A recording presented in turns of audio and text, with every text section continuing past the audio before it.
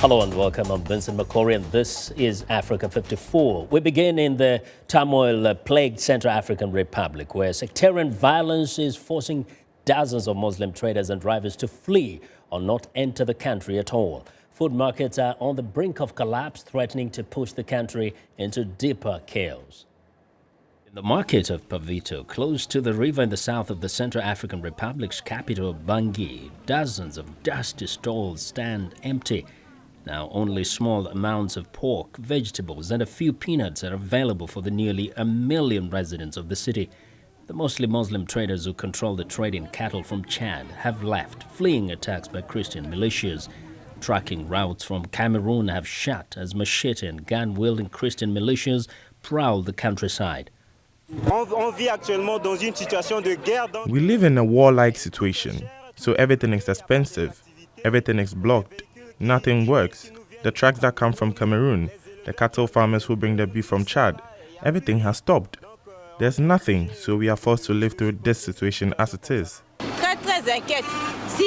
We are very worried because if this food shortage goes on, we won't have anything left in the market and a lot more people will die. There will be a lot more deaths.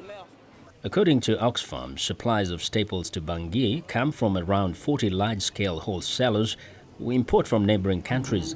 Fewer than 10 of those now remain, but most say not for much longer if security does not improve. The United Nations estimates that over 1 million people, more than a quarter of the population, are already in need of urgent food assistance after months of interreligious violence. Steve COCKBURN is Oxfam's regional campaigns manager. The UN's estimated that over 90% of the people of the country already only eat once per day.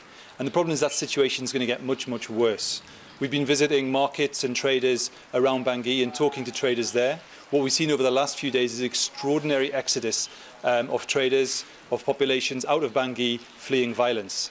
That's obviously a really tragic history in itself, but it also will have a huge, huge impact on the rest of the population and their ability to feed themselves. The insecurity is also affecting humanitarian aid. The World Food Programme has 27 trucks carrying rice and maize flour stranded at the Cameroon border because drivers are unwilling to proceed. Now the UN agency plans to airlift 90 tons of food per day from Cameroon over the next month.